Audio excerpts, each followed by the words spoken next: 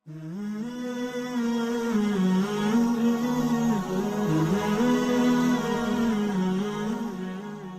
سارے پکوڑے والوں کو شوق چڑھا ہوا رمضان آئے پکوڑے وکن گے، سموسے والے آندے پہن رمضان آوے سموسے وکن گے، جتیاں والے آندے پہن عید آوے جتیاں وکن گیاں۔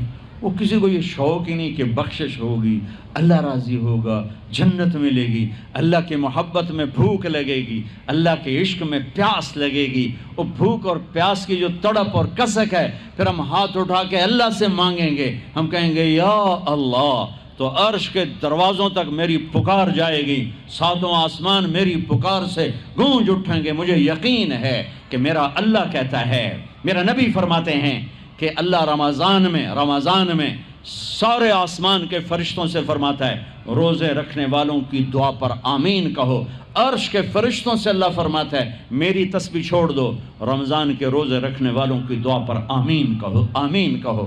عرش فرش میں گونج اٹھتی ہیں میری دعائیں، میری صدائیں، میرے نوحے، میرے گریے ہلا دیتے ہیں۔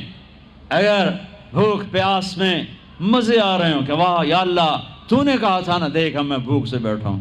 اس لیے افطار کے وقت دعا کیوں قبول ہے؟ افطار کے وقت کھانا سامنے ہے، پانی سامنے ہے، اور آواز کان لگے ہوئے ہیں سائرن کی آواز پر، تو اللہ کہتا ہے یہ فرشتہ، یہ میرے بندے، کھانا بھی سامنے ہے، پانی بھی سامنے، یہ کیوں نہیں کھا رہے، یہ کیوں نہیں پی رہے؟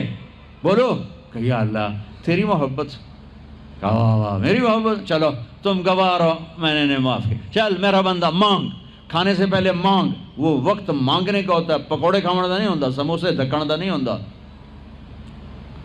سموسے، پکوڑے، کچوریاں، سیون اپ، جام شیری، روح افزا، 500 چیزاں تو اندر پا لیندے ہو، سارے روزے دی تباہی پھیر کے رکھ دیتے۔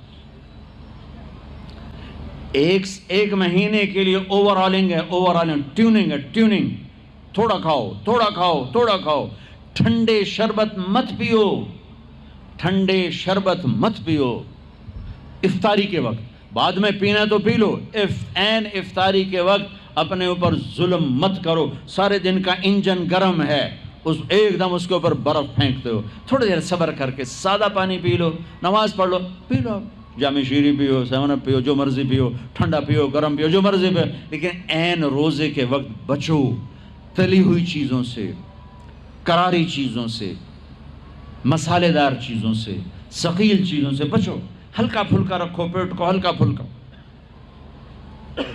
تاکہ روزے کا مقصد حاصل ہو کہ جسم پاک ہو، غلاظتوں سے، گندگیوں سے پاک ہو، صاف ہو۔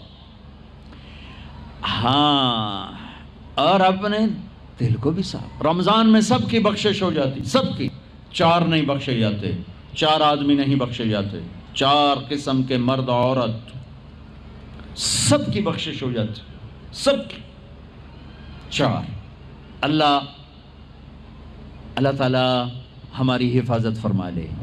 کسی بھائی میں یہ عیب ہے، ابھی سن کے توبہ کر لینا، شراب پینے والا، مستقل شراب پینے والا، رمضان میں بخشش نہیں، ماں باپ کا نافرمان، ماں باپ کا نافرمان، بخشش نہیں۔ ماں باپ کا نافرمان کے لیے تو میرے نبی نے کہا کہ اللہ ہر گناہ کی سزا موت کے بعد دے گا، ماں باپ کے نافرمان کو یہیں سے شروع کرے گا اور آگے تک لے کے جائے گا، یہاں بھی سزا دے گا اور آگے بھی سزا دے گا۔ صرف ایک گناہ دنیا میں ایسا ہے، کفر شرک کی سزا بھی موت کے بعد، زنا، شراب، جوے کی سزا سود کی موت کے بعد ہے۔ ایک گناہ ماں باپ کی دل آزاری، دل دکھانا، اللہ یہاں سے یہ سزا شروع کرتا ہے اور آخر تک پہ چلاتا ہے اس کو۔ میرے نبی سے پوچھا گیا یا رسول اللہ قیامت کب آئے گی؟ آپ نے کہا اللہ کو پتہ ہے۔ کہا کوئی نشانی بتائیں؟ کہ جب ماؤں کو ذلیل کیا جائے گا قیامت آ جائے گی۔ ماں باپ کا نافرمان۔ تیسرا کون ہے؟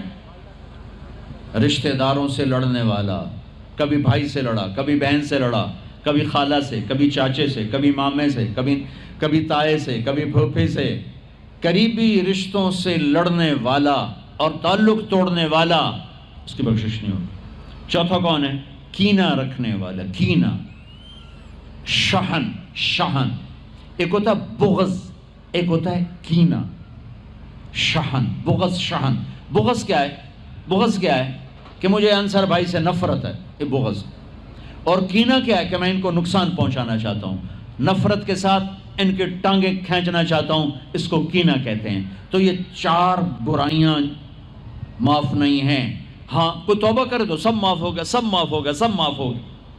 تو اللہ نے ہمیں رمضان کا مہینہ دیا ہے، جہنم کے دروازے بند ہو جائیں گے، جنت کے دروازے کھل جائیں گے، فرض 70 فرض کے برابر ہو جائے گا، نفل فرضوں کے برابر ہو جائے گا، تراویح کے ہر سجدے پر 1500 نیکی لکھی جائے گی، ہر سجدے پر 1500 نیکی لکھی جائے گی، 20 رکعت 40 سجدے 60,000 روزانہ۔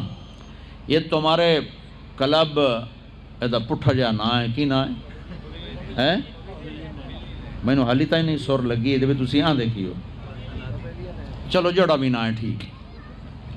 یہ بہت بڑا کلب مجھے نظر آیا۔ یہ یہاں باہر ایک چھوٹا سا پرچہ لگا دیں کہ جو یہاں آ کے تراویح پڑھے گا ہر سجدے پر اس کو 150 روپیہ دے، 150 چھوڑو 15 روپے دیے جائیں گے، ہر سجدے پہ 15 روپے دیا۔ ایتھے ویکھا جی لڑائیاں کیویں ہوندیاں، اے سارے پوترے دادیاں نو چاہتے لے آون گے، دو ترے نانیاں نو چاہتے، نانی ٹر آج تراویح تینوں پڑھاون،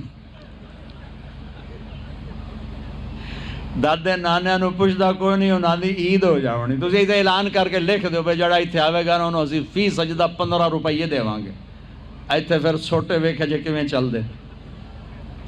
او میرے نبی، او میرے محبوب، او میرے پیارے اور میرے اللہ کے پیارے دلارے، راج دلارے، وہ کہہ رہے ہیں او میری امت 1 گھنٹہ لگا لو، 1 گھنٹہ 40 سجدے، ہر سجدے پہ 1500 نیکی، 60,000 نیکیاں، اور ہر سجدے پر جنت میں ایک سرخ یاقوت کا محل، اور ہر سجدے پر جنت میں ایک درخت جس کے نیچے 100 سال گھوڑا دوڑ سکتا ہے۔ اتنے تھوڑے وقت میں اتنی کمائی۔ اب 8 تراویح پڑھ کے آدھی مسجد خالی جا رہے، کتھے جا رہے ہو؟ کی کرن جا رہے ہو؟ کوئی کام نہیں، 8 پڑھ کے جوتا اٹھا کے جا رہے ہیں۔ اے بھائی پڑھ دو، سال کے بعد آیا ہے موقع اللہ سے لینے کا، اور ہر سجدے پر یہ کچھ اللہ دے رہا ہے۔ اور پھر جب آخری رات ہوتی تو اللہ فرماتے ہیں میرے فرشتوں، میرے بندوں کی رات کی تراویح اور دن کا روزہ، اس کے بدلے میں نے ان کے پچھلے سارے گناہ معاف کر دیے۔ اور آسمان پہ ایک فرشتہ اعلان کرتا ہے یا باغ الخیر ابشر و اقبل، اے بھلائی کے چاہنے والے آگے بڑھ خوشخبری ہو، اور اے برائی کے کرنے والے بس کر اور واپس ہو۔ اور اللہ کا عرش مستقل پہلے آسمان پہ آ جاتا ہے، عرفات کے دن صرف عرفہ کے دن پہلے آسمان پر، لیکن رمضان میں پورا رمضان عرش پہلے آسمان پر۔ اور میرے اللہ کا اعلان ہے، کوئی بخشش چاہنے والا ہے، کوئی توبہ کرنے والا ہے، کوئی رزق لینے والا ہے، کوئی سوال کرنے والا ہے، کوئی دنیا اور آخرت کی حاجت لینے والا ہے، کوئی مانگنے والا، ہر وقت اللہ کی طرف سے اعلان ہوتا ہے۔ اس مہینے کو بناؤ، دنیا کماؤ، حلال کمانا کوئی، میں تو ویسے مذاقاً کہہ رہا ہوں، ہر ایک دنیا کمانا کوئی منع تھوڑا ہی، حلال کمانا کوئی منع تھوڑا ہی ہے، لیکن ایسی کمائی میں نہ لگو کہ روزے پہ زد پڑے، تراویح پہ زد پڑے، تلاوت پہ زد پڑے۔ میرے نبی پاک صلی اللہ تعالی علیہ وسلم رمضان میں قرآن کی تلاوت بڑھا دیتے تھے۔ قرآن رمضان کا سب سے بڑا وظیفہ، جی کوئی وظیفہ دسو، کوئی وظیفہ دسو، لوگ پوچھتے ہیں جی رمضان کا کوئی خاص وظیفہ بتا رہا ہوں۔ رمضان کا خاص وظیفہ قرآن کی تلاوت، رمضان کا خاص وظیفہ قرآن کی تلاوت، قرآن کی تلاوت، قرآن کی تلاوت، جتنا پڑھ سکتے ہو پڑھتے جاؤ، پڑھتے جاؤ، پڑھتے جاؤ، پڑھتے جاؤ۔ میرا ایک ساتھی ہے مولوی ثناء اللہ، وہ ایک دن میں پورا قرآن ختم کرتا ہے، ایک دن میں پورا قرآن، ایک دن میں پورا قرآن، پورے رمضان میں 30 قرآن ختم کر دیتے۔ سوائے اس کے بیمار ہو جائے تو کوئی بیمار ہو جائے تو 10 پارے، ورنہ پورا قرآن، رمضان قرآن، پورا قرآن۔ تو چلو ہم پورا قرآن نہیں پڑھتے، کچھ تو پڑھو، سارے سال نہیں پڑھا، کچھ تو پڑھو۔ رمضان کا وظیفہ قرآن کی تلاوت، رمضان کی تسبیح قرآن کی تلاوت، رمضان کی خدمت، روزے افطار کرواؤ، سحری کھلاؤ، افطاری کراؤ، غریبوں کو مدد کرو، زکوٰۃ دو، اپنے مزدوروں سے کام تھوڑا لو، گھر کے نوکروں سے کام تھوڑا لو۔ اور رمضان کی سب سے بڑی بات، آپس میں بغض سے دل صاف کرو۔ لڑے ہوئے ہو، رمضان آنے سے پہلے جیسے لوگ حج پر جانے سے پہلے نہیں فون کرتے ہیں، صلح کرتے ہیں، اتنا ہی ضروری ہے رمضان سے پہلے میں دل صاف کر لوں، میں معاف کر دوں، میں معافی مانگ لوں، زیادتی کی ہے تو معافی مانگ لوں، کوئی معافی مانگنے آیا تو معاف کر دوں، میرا دل صاف ہو، کسی سے بغض نہ ہو، کسی سے کینہ نہ ہو، کسی کا حسد نہ ہو، کسی سے رنجش نہ ہو، دل صاف کرو۔ صاف دل اللہ کا عرش بن جاتا ہے، اللہ کا عرش بن جاتا ہے، اللہ کا عرش بن جاتا ہے۔